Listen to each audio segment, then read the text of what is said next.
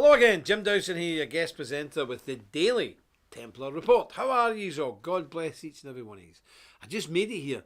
I was on the phone to Brother Samuelson there from America when a lorry turned up with all the Gothic stones for there's 3 Gothic doors in this place. So there's a middle one, which is a big square-headed Gothic door. And we've been waiting on that because we need that to put the steels up for the roof. It just arrived. Amen. God bless the Hollies Company for getting it here and the hands that made it. So we've just dragged it in off the street, in through our arch, the Priory. So it's safe for this evening. And tomorrow the builder will be ever so glad to see it and he can crack on a wee bit. But it weighs about 200 kilos, which is about £500. So I wonder who he thinks is going to lift that. But nice to... oh, wait a minute now. I had to give somebody a shout. Wait a minute here. Aye, listen. I forgot it yesterday. Bear with me. I want a special shout out to Georgetta and Tim. Georgetta and Tim. One's a lorry driver, I think, yeah? Georgetta and Tim, maybe out on the road trucking and watch the Templar Report when they can in the good old US of A. I also want to shout out to my good friend today. What do you call that fella? Ricky. Aye, Ricky. What's his second name? Hawkins. Ricky Hawkins. Let me tell you something. Ricky Hawkins is a good friend of mine. Good man. Tough man. Very tough man. He's a riverboat captain on the Mississippi. And he's going away up north to where they build the boats for the Mississippi. And it's a town that was built by Scots. And because I drove into it, it's in Iowa, Clark, Iowa maybe. And I drove into it about 20 years ago and I thought, this place looks like my hometown in central Scotland. And the reason for that, it was built by people from my area because they used to build the big Mississippi paddle boats. And they brought over the Scottish shipbuilders and the shipwrights because we were very famous shipbuilders in Scotland. And they went over there and formed that town and became thingy. So Ricky's on the water coming up and he's a very good man. I just want to ask everybody, he's as hard as nails, Ricky, so, you know, he keeps things to himself, but, he's got some serious matters on his mind, and I know that certainly everybody would want to pray for him, so everybody could pray for Ricky, and for his family at this time of year would be much appreciated. So as for you, if you're watching, my good friend Ricky Hawkins, I'm with you every step of the way, okay? And when I get to America, me and you will have a good couple of whiskies again, because I know you like a wee whiskey by myself. Good man. And he's the man that bought the communion wine. Hadn't he been to church for a while? I think he forgot what communion wine was, so he bought me a bottle of nice Sauvignon Cabernet for the communion. That was fine. It's fine. So welcome one and all. Let's go up here and see who's in the room. Sean Smiley from Pittsburgh. Oh, why, look, he's asking there. Yeah. I know Mingo Junction. Yeah, Mingo Junction. Yep, I was there. I was in Mingo Junction with the brothers. Ohio, is it? It's just across the border, isn't it? That's right, in Ohio.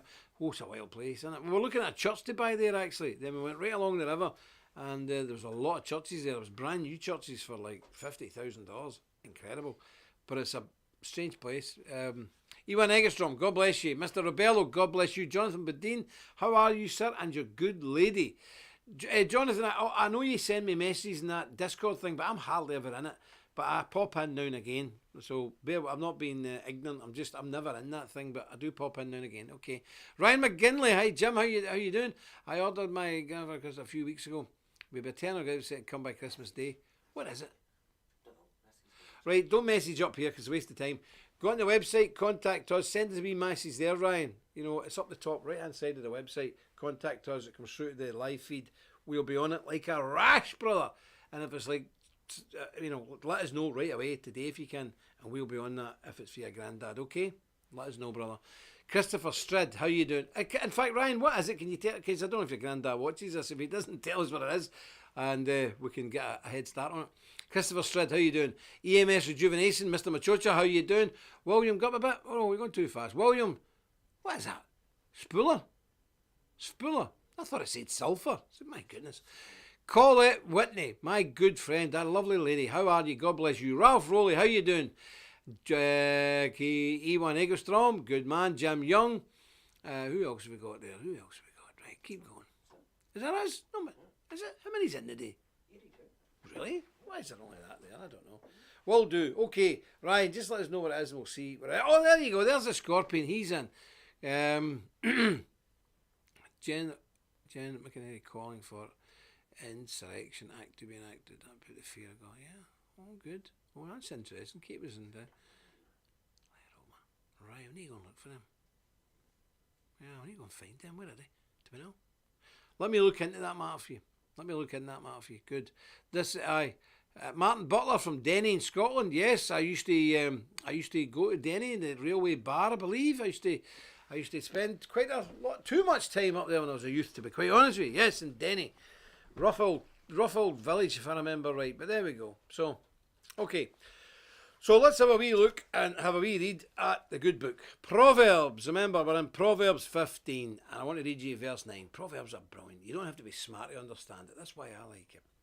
Proverbs chapter 15, verse 9. The way of the wicked is an abomination unto the Lord, but he loveth him that follows after righteousness. And verse 10 says this. Correction is grievous unto him that forsaketh the way, and he that hateth reproof shall die. Isn't that always it? You know, some idiot that's went off the path, if you try and tell them off or try and pull them back, they always give you a hard time, don't they? A good, humble man will say, listen, thank you, brother, I appreciate that, and they'll come back. But those who are foolish, they'll snap at you. How many times has that happened to you in your life? Seriously. It's happened to me an awful lot, but that's the way it is. So God will bless, as we know, the public reading of his infallible, inspired, inerrant word. That's what it's all about. That's what it's all about. It's not about Nietzsche, it's not about Tommy Robinson, it's not about anything else, it's about this. And that's it. This is an organisation for grown-ups. Somebody said to me the other day, what's the difference between the Templars and Tommy Robinson? Oh. Don't start, for goodness sake. Craziness. Aye, this, hold on, wait a minute. Did you put that link up there? Sneakily, hold on. Well, we've got this. Right, listen folks, see these, I got these in. Because people said they wanted them, and I've got a pile of these. No, but I say a pile, I've got about 6 of them. But they're big and bulky because they're in a big, huge box. Look at this. Okay? Marvellous thing. This is all metal. Wait a minute. I can't even tap in. But this is it. This is the Templar on a horse. A wonderful feature piece on your mantel place above your fire, or on your desk in your study, if you have a study, if you're ever so posh. Or a main feature in your living room. Beautiful wood. Beautiful plinth. It's all marked here with a badge where it comes from, in Toledo, Spain. It really is fantastic. It's on payment system, no excuse. And we've got these in stock, so I can UPS. Well, I can't, but people in the trial can. They can UPS this out to you tomorrow. Tomorrow, you'll have it in about 4 days, well in time for Christmas. You'll have that for Christmas, no problem at all. How many have we got of these, brother? Do you know how many have we got of these? 4 or 5, maybe 4 or 5 of these. So there's 4 or 5 of these. Oh dear. So first come, first served. Come on, let's get these in and get them for Christmas. Make a spectacular present for a man, I would imagine. Or am I being sexist again? Probably am. But I would be, as an old granddad, if I got this, that's it for me. Apart from my sword. If you got me a sword, I'd be over the moon. But apart from my sword, this is what I would want on Christmas Day. I would be cock-a-hoop. I'd be jumping up and down with this, and of course all the grandkids are going to love it as well. But it is metal, it's no cheap nonsense. This is a serious piece of kit. So there you go. It's on there, the link's there, and you can get these immediately. We can get these bundled up and sent to you tomorrow. Okay, right, where are we? What am I looking at here, brother? I can only see something to do with, what's this here? I can't see the people. Alright, we'll come back to it. Right, I've got a wee story here coming at you from, I'll do a British story first and then an American story, okay? So, we have a story here coming out of the UK. There's a big, by the way, as this programme goes out, there's a big row with all the British MPs, they're all fighting each other. There's a big rebellion in the Conservative Party. They want to bring in more restrictions. A third of their MPs say no. But the Labour, the Socialists, they're abstaining because they're just crazy people, as you know. So we could defeat the government if all the parties got together, but the Socialists, who are the second biggest party in Britain, are abstaining. So let's remember that, folks, when you go to vote again, because they want to lock us down even more, because it's in their nature. They are pinkos, and pinko Reds always want to lock people up. It's what they do. It's what they've always done. So people are saying, oh, there might be a rebellion, we might win the day. No, the Conservatives will get such a big majority. If every other party in Britain, apart from the Socialists, stand against them, they'll win the day. Because there's not enough of anybody else to outvote them. This democracy is overrated, I can tell you. But anyway, let's read this story. The UK's newly appointed vaccine minister. We've got a vaccine minister now. Oh, wait, hear this. This is a great name. So this is the British new vaccine minister, Nadhim Zahawi. Nadhim Zahawi has suggested that people will have to show they've received the COVID vaccine if they wish to return to normal life and the resumption of social activities. Zahawi, was that not the name of one of them head choppers? Zakari. I beg your pardon, I'm mixing up my Zakaris with my Zahawis. Easy done, especially this time of day. Anyway, Zahawi was asked by the BBC on Monday if it will become virtually impossible to do anything without the vaccine, and the minister responded that people should expect pressure from service providers to demonstrate that they had been vaccinated. He suggested that people who refuse to get vaccinated could face continued restrictions, but potentially preventing them from attending bars, cinemas, restaurants and sports venues if they cannot provide proof down the line that they have been inoculated against the coronavirus. Interesting that. So you're basically not going to be able to do anything unless you can prove that you've been inoculated. So you're going to have a certificate or a card or something like that. I don't know. However, Zahawi, whose new role will see him oversee the rollout of the COVID-19 vaccine in the UK, made clear that getting vaccinated will be voluntary. Be voluntary, but if you don't get it, you won't be allowed to do anything.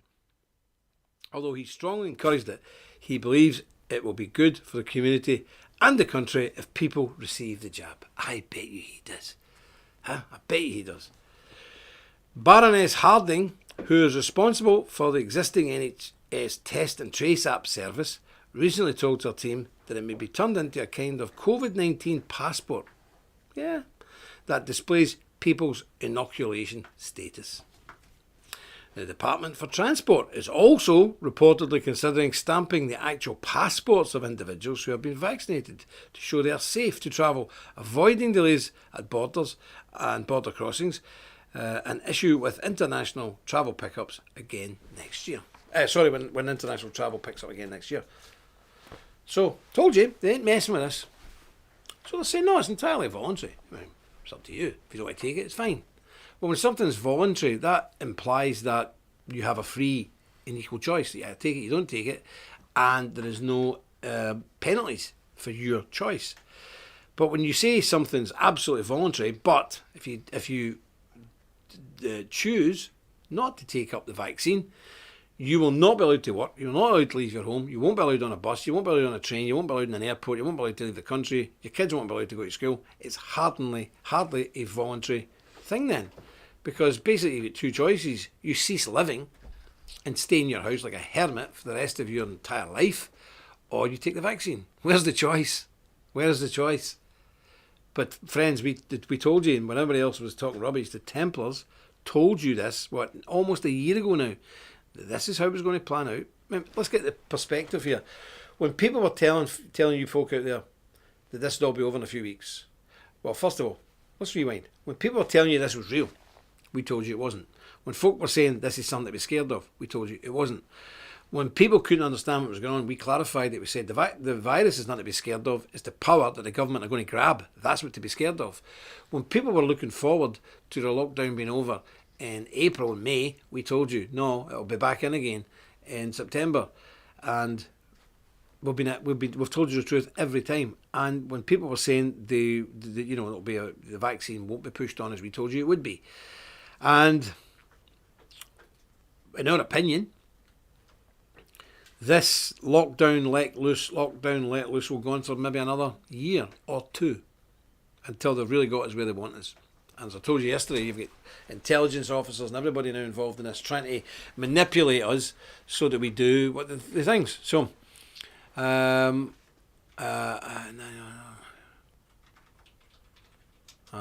okay. So that's what's going on. That's what's going on. And everybody now, after the event, are claiming to be wise. Listen, this is the start of the horror, as what we've been warning people about for about the last 20 years. Nick's on here, he'll tell you. Oh, there's Karen and Charon. God bless you. How you doing? You feeling a wee bit better today? I hope so. We're praying much for you. Kenneth Driver's there as well. God bless you. This is the start of, what we've all thought about for years. And as my good friend Ricky said today, people used to call us conspiracy nuts. Well, what do you call people who've ranted and raved about conspiracies of doom and gloom when they come true? Sensible people. Maybe it was the people who were calling us nuts, who are actually nuts, because they couldn't see it coming. Well, we seen it coming, and it's going to get worse. But there was a good chap on the other day who was ranting at a government minister, and he's saying, this is the first time in history everybody's been terrified of a disease that has a 99.7% survival rate, even up until you're in the 80s, 80-year-old. But if you take it for like young, healthy people, say under 70, it's got a 99.993 or something. It's, it's crazy. You've got more chance of being hit with a meteor and dying, and far more chance, by the way, of being struck with lightning if you're young, fit and healthy. This is nuts. But it's sinister. It's not funny. It's not funny, folks. It's really not funny. It's very, very, very sinister. But this is the start of it. So the game's afoot now. As Sherlock Holmes said, the game's afoot. So we have to see what's coming and be ready for it. There we go. Right, let me bring you another story. Now, before I do that, if I get any wave at you generally... Oh, no, I'll leave this till later. I'll read a wee bit for the book in a minute. Let's get the stories done. And let's see, I am cultured, but I do not like this about English.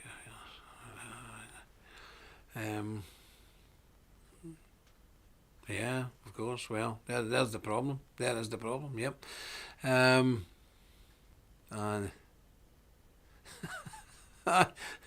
there's a lot of differences between us and Tommy, I can assure you. Right, I want to go to America now. Let's have a wee look at America, our American cousins. The United States women national soccer team took part in a social justice protest during the programme warm-ups in the Netherlands on Friday. The team walked out of the locker room wearing outfits emblazoned with Black Lives Matter, and almost every member of the team took the knee for the national anthem, according to ESPN. They said, "We love our country, and it's a true honour to represent America," the team said in a statement before the game. And they also said, "It is also our duty to demand that liberties and freedoms that our country were founded on are extended to everyone." Well, are they not like? Let me think now. Did America not have a black president a couple of years ago? Is this the land of rabid racism? They have a black president? He was a white supremacist, though. Yeah, he's obviously a white supremacist. I heard that. I heard he was a Klan member. Yeah, I heard that. I heard he wears pointy hats. Not Templar ones. Yeah, I mean, get a life. Get over it. What's the matter with you people? What is honestly the matter with these folk? I mean, Black Lives Matter are a far left,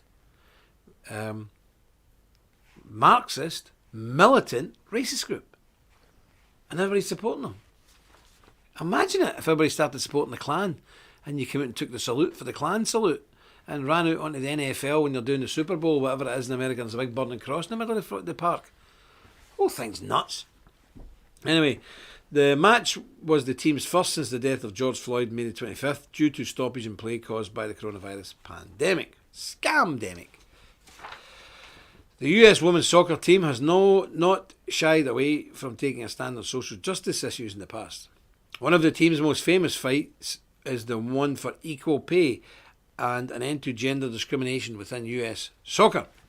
After US soccer responded to a lawsuit in March by saying the women's team had less responsibility than the men's and the men's soccer required more skill. The women's team responded by wearing their warm-up jerseys inside out, hiding the US soccer crest at the She Believes Cup.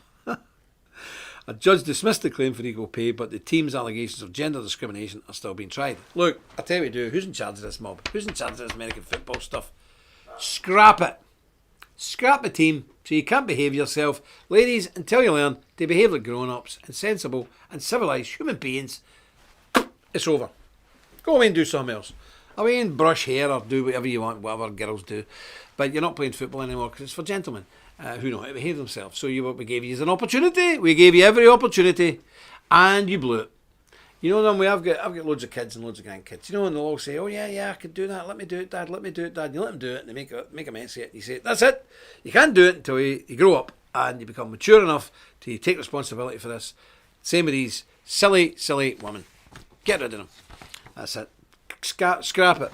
Well, that's what's going on, and it really annoys me because these people are paid for out the public purse. all the facilities and all that stuff. It's paid for by the public purse. The public purse is you, the taxpayer. And you are paying for people who are waging war against you. It's almost like asking the Jews to pay, or the British and the Americans to pay for Nazi armaments to be used against us. It's not fair and it's not right and it's crazy. But it's us that's crazy for allowing it to happen. It's us. We're the crazy people for just allowing it to happen. It's nuts. Anyway, time is against us as usual. But I don't know what the weather's like there. Ricky Hawkins was telling me that the weather in the Mississippi up north was very cold and there's a storm coming in, so he's hoping to get home because he lives in Texas. Texas, yes. He's hoping to go home, and I hope he does go home safely. But here in Ireland, it's just very bitterly cold. But still, it's a lovely day, and it's good to be alive. And seeing those walls rise every day out the ground, and Gothic stone arriving today for sort of the really last crucial part before we start putting the roof and everything on. Let me tell you, it fills my heart with pride. And I think you're going to be so knocked out with this when we've finished it. Well, I hope so anyway.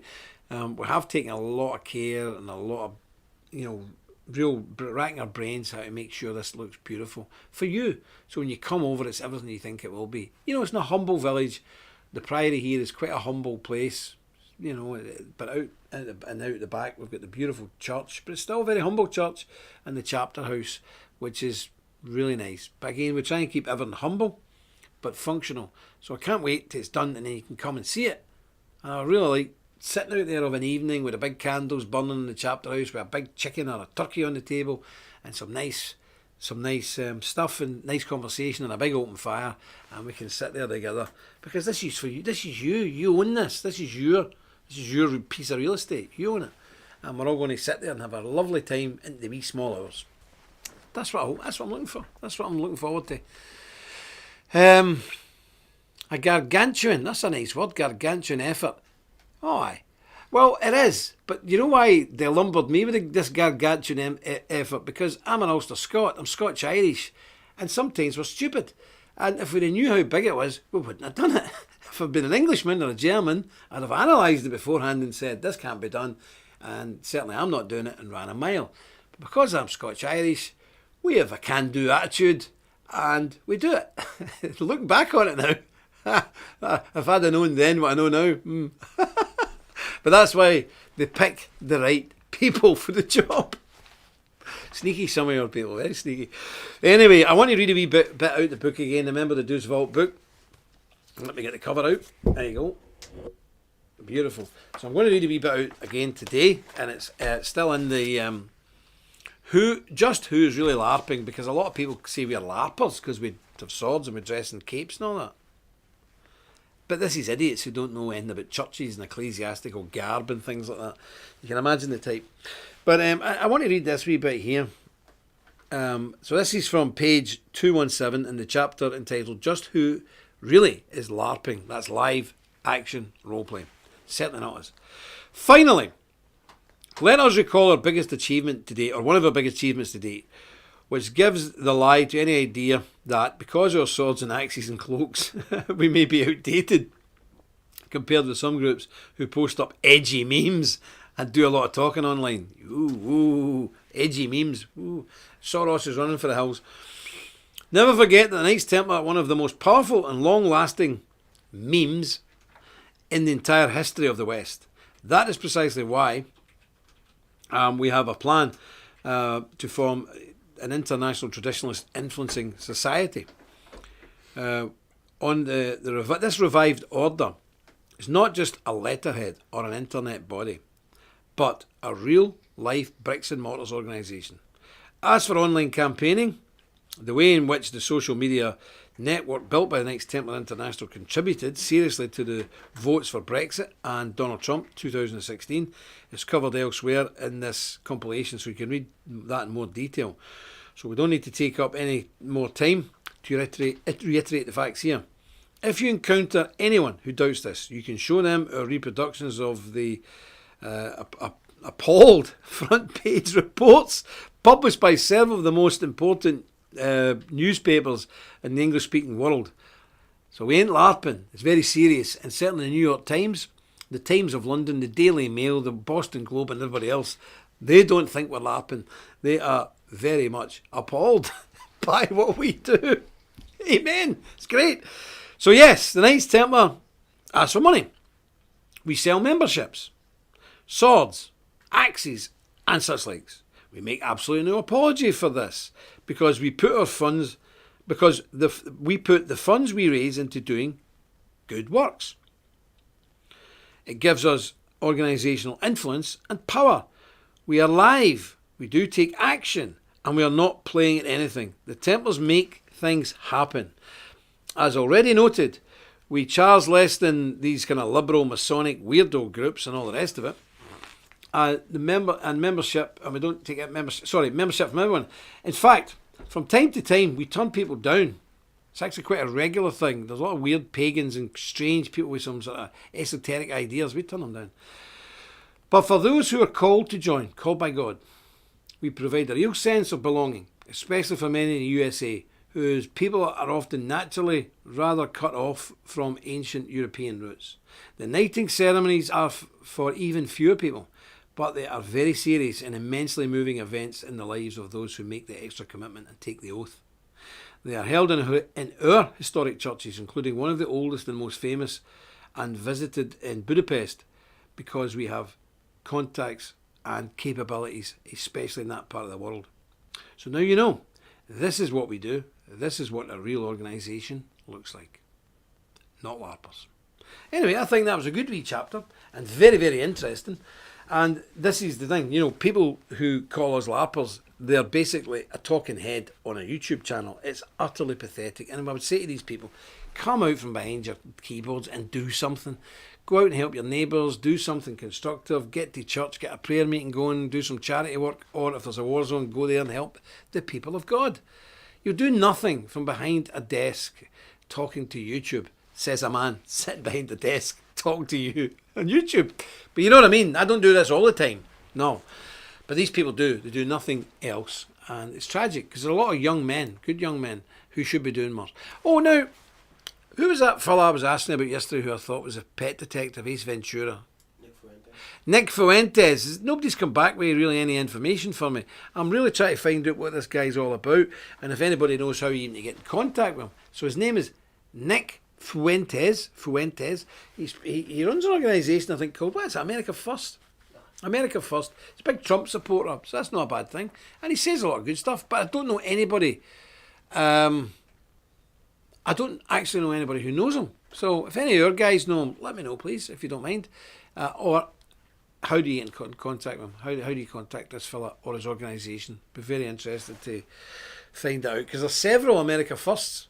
Somebody come back, one of your researchers come back and said, what America First? There's several of them. There's a registered party, there's something else or something.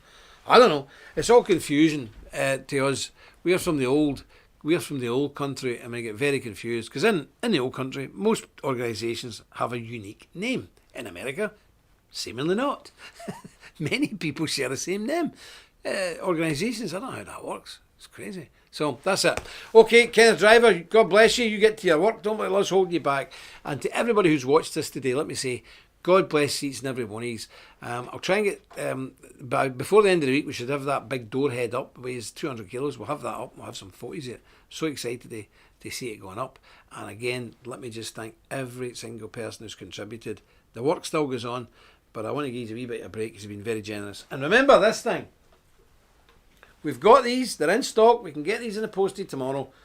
We've got 4 or 5 of them. I don't know if anybody's ordered one yet. I don't know. But please consider ordering this now. You can have this as a beautiful Christmas present for one of your loved ones.